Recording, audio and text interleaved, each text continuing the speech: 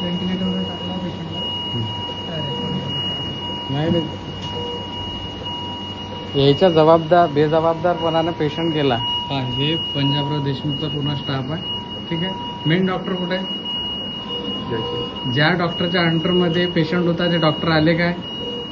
Sister तुम्ही ड्युटीवर होत्या ना? तुमच्या समोर आल्या काय? आले का डॉक्टर?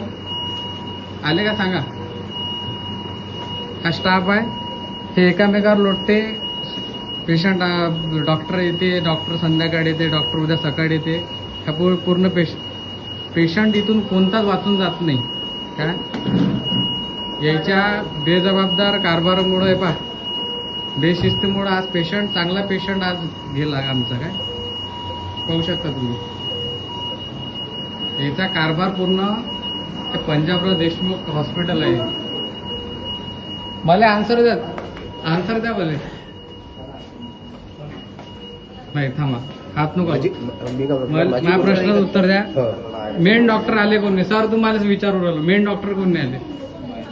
मला स्टेटमेंट पाहिजे. मेन डॉक्टर कोण नाही आलं सांगा. मेन डॉक्टर कोण नाही आलं सांगा. स्टेटमेंट पाहिजे. नाही आपण आपल्या काय करतो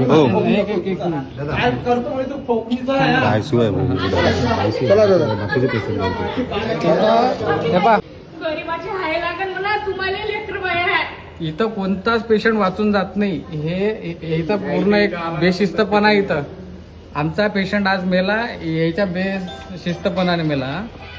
याला जबाबदारी पूर्ण मॅनेजमेंट आहे. पंजाबराव देशमुखचा पूर्ण स्टाफ आहे.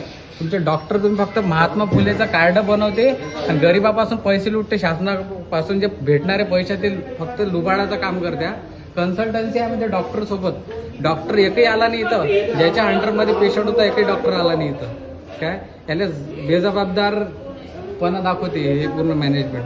याला पूर्ण जबाबदार आहे. हे जे आजपर्यंत जे पेशंट गेले नाही इथं, कोणत्याच गरीबाचा आवाज आतापर्यंत उठला नाही. इथं कोणीच आवाज उठत नाही. सगळे पेशंट मेला का सगळे बिचारे गरीब घरी घेऊन जाते.